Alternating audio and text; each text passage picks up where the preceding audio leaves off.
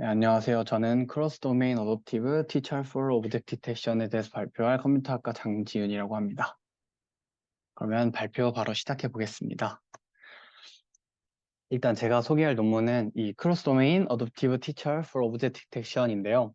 2022년 11PR 논문이고 인용수는 현재 43 정도입니다. 일단은 인트로덕션을 먼저 설명을 드리면 왜 도메인 어댑테이션을 공부하는가에 대해서 좀 얘기를 해보고 싶었어요. 저희가 뉴럴 네트워크를 이제 많이 사용하잖아요. 근데 뉴럴 네트워크를 사용을 할 때 저희가 어떤 데이터셋이 있으면 그 해당 데이터셋을 트레인, 밸리데이션, 테스트 셋으로 나누잖아요. 근데 그것이 트레이닝이랑 테스트 데이터셋이 그러니까 아이덴티컬, 인디펜던트 디스트리뷰트 됐다고 가정을 하고 뉴럴 네트워크를 진행을 합니다. 근데 결국에는 저희가 실제로 이 뉴럴 네트워크를 실제로 적용을 할 때는 이제 저희가 한 번도 보지 못했던 타겟 도메인의 이미지나 이런 것들이 들어오면은 그 성능을 보장받지 못한다는 거죠. 이 문제가 생각보다 되게 크다고 해서 이 도메인 어댑테이션이라는 분야가 공부되기 시작했다고 합니다. 그래서 여기서 아래 보시다시피 이제 소스는 이제 실제 소가 이렇게 있고요. 타겟은 예를 들면 그림 같은 걸로 말을 타고 있는 혹은 소를 뭐 이렇게 하고 있는 그림이 들어왔을 때 얘를 제대로 디텍션 할 수 있는가 혹은 뭐 세그멘테이션 할 수 있는가 이런 문제입니다. 그래서 계속 설명을 드리면 일단은 도메인 어도테이션에 대해서 조금 설명을 드릴게요.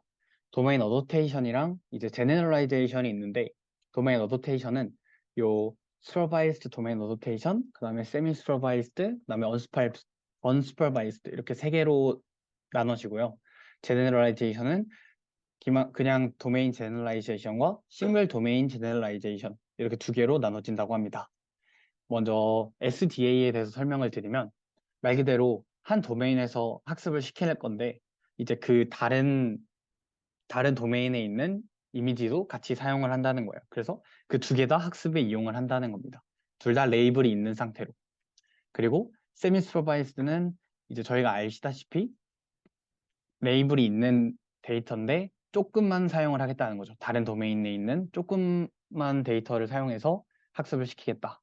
그리고 UDA는 이제 한 도메인에서 학습을 시키는데 다른 도메인에 있는 타겟은 이제 레이블이 아예 없는 상황인 거죠. 그래서 이 상황에서 어떻게 이 성능을 높일 수 있을까에 대한 분야입니다. 그리고 제너럴라이제이션은 이제 도메인 제너럴라이제이션, DG는 이제 여러 도메인에 있는 데이터들을 학습을 시키고서 이제 타겟 도메인을 적용을 하는 거예요. 그래서 그 타겟 도메인에 적용을 했을 때 잘 되는지를 하는 거고, 그다음에 싱글 도메인 제너럴라이제이션은 한 도메인에 있는 데이터만 학습을 시키는 거예요. 그리고 나머지 여러 타겟 도메인들을 이제 그것도 성능이 잘 나오게끔 하는 분야입니다. 그래서 이 오른쪽에 이 사진 보시면은 이해가 되실 거라고 생각합니다.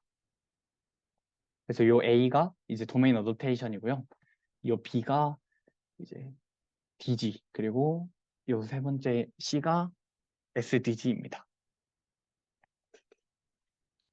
네, 그러면은 제가 여기서 발표할 거는 이 Unsupervised Domain Adaptation인데요.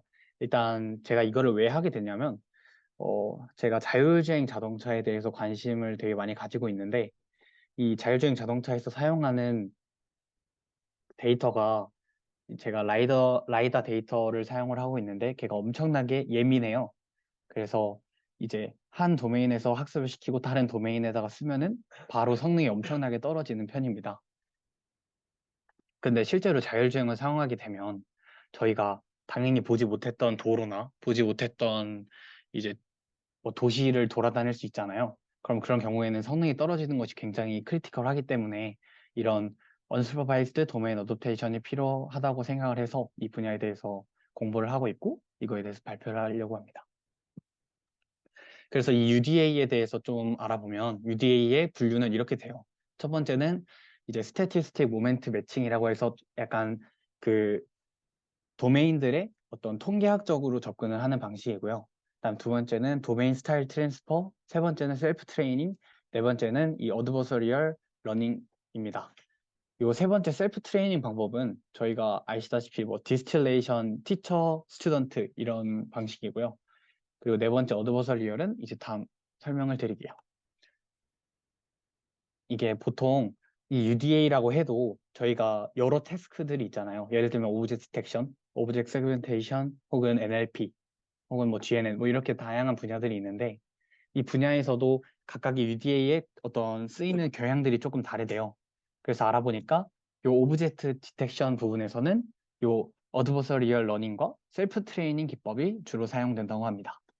요 어드버서리얼 러닝은 저희 그 지난 아이쿠 마지막 때 그 김성찬 저희 전 회장님이셨던 분이 설명을 해주셨던 이 부분인데 요, 요 평범한 저희 모델에서 이제 하나의 레이어를 더 만들어 가지고 이 그레디언트 리버서 레이어를 만들어서 도메인을 이제 인식하지 못하게 하는 거예요. 예를 들어서 한 도메인 1이 있고 도메인 2가 있으면 도메인 1이 들어왔을 때랑 도메인 2가 들어왔을 때를 분류하지를 못하도록 하는 겁니다. 그래서 분류기를 둔 다음에 그 해당 분류기에 대한 로스를 저희가 그레디언트 원래는 디센트를 하잖아요. 여기서는 그레디언트 어센트로 하게 됩니다. 그래서 이제 도메인 클래시파이어가 안 되게끔 학습을 진행하는 방법이 이 어드버서리얼 러닝입니다. 이 셀프 트레이닝 기법은 저희가 많이 아시다시피 이 티처 스튜던트 모델, 뭐 그런 디스틸레이션 모델입니다. 그래서 네, 그러면 이 논문에 대해서 조금 설명을 드리자면 일단은 이 논문은 여기 아래에 적혀 있는 어댑티브 티처라는 모델인데요. 이 모델은 요 위에 적혀 있는 민 티처라는 논문이 있었고, 그다음에 그 민 티처에 이 weak strong augmentation이라는 걸 붙인 논문도 있었고, 이 민 티처에 adversarial loss를 붙인 논문이 있었대요. 그래서 이 세 개를 모두 합친 논문입니다. 이 논문은. 그래서 이 논문을 가져온 이유는 이 민티처 구조, 그리고 위크 스트롱 어그멘테이션, 그리고 어드버서리얼 로스 이 세 개를 모두 다 설명드릴 수 있을 것 같아서 이 논문을 가져오게 되었습니다. 이 논문에서 얘기하는 것은 그 저희가 이 셀프 트레이닝을 할 때 그 레이블이 없는 데이터에 대해서 수도 레이블을 만들잖아요.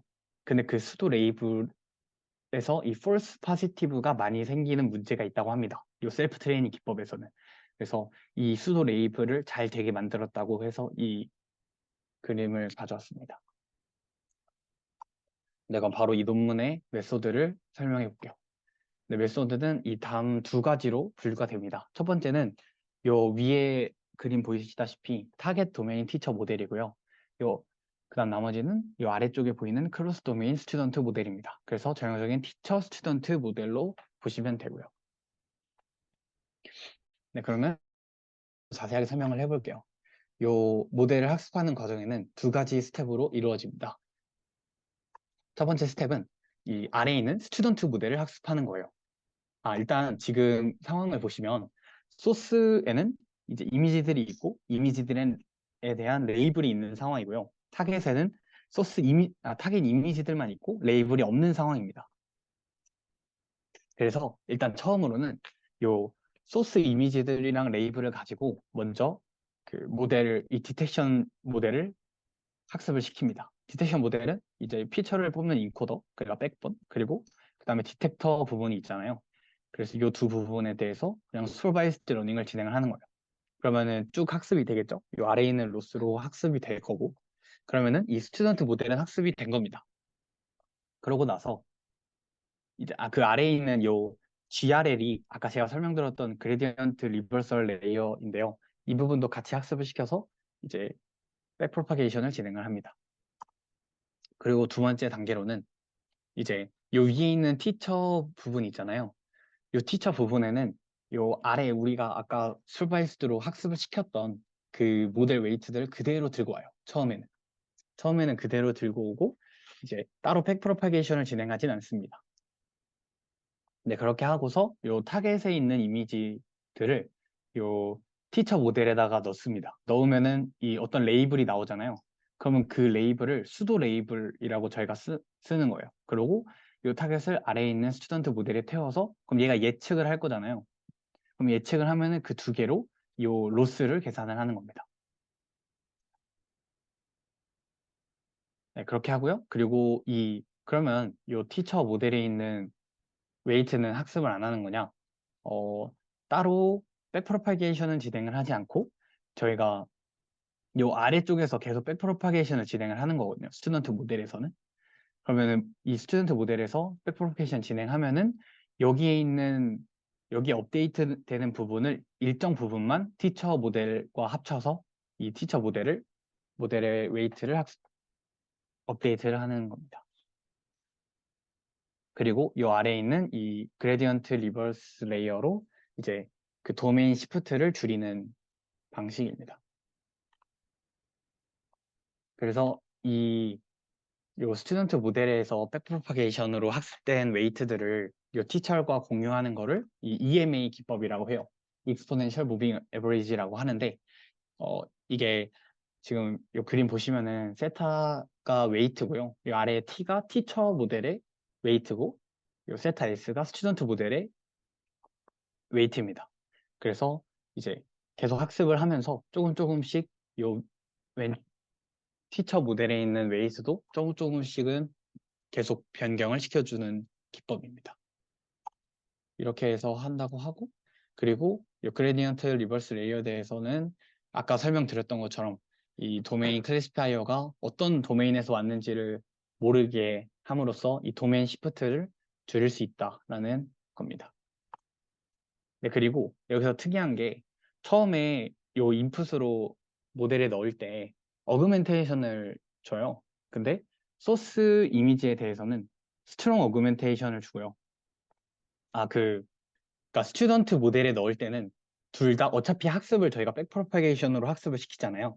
그러니까 이 다이버시티를 위해서 강한 어그멘테이션을 쓴다고 합니다. 그래서 강한 어그멘테이션을 주면서 이제 모델을 학습을 시키고 그 다음에 요 위에 있는 티처 모델에서는 위크 어그멘테이션을 해서 넣는다고 해요. 왜냐면 저희가 아까 처음에 제가 말씀드렸던 게 이 논문에서 수도 레이블을 좀 더 잘 뽑게 만들었다고 하잖아요. 근데 수도 레이블을 잘 뽑기 위해서는 저희가 여기서는 따로 팩프로파게이션을 안 하기 때문에 이제 위크 어그멘테이션을 넣어서 수도 레이블을 잘 뽑도록 하는 겁니다.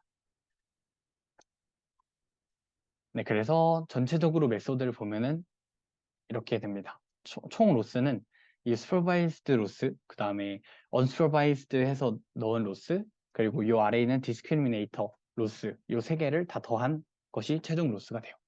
그래서 이 논문의 실험으로는 이 언슈퍼바이스드 앞에 있는 요 상수값도 1.0, 그리고 디스크리미네이터는 0.1로 비율 조정을 해줬다고 합니다. 네, 이렇게 했더니 그러면 어떻게 됐느냐? 그러면 이제 실험들의 결과들을 좀 볼게요. 일단 실험을 보시면은 여기 보시면은 따로 오브젝트 디텍터에 대한 얘기는 없잖아요. 여기서 디텍터는 이 페스터 RCNN을 사용했다고 합니다. 그러고 이제 이 실험을 보시면 이 파스칼 VOC라는 모델로 이제 슈퍼바이스드를 하고 이 클리팔트 1K로 언슈퍼바이스드를 진행을 한 거예요.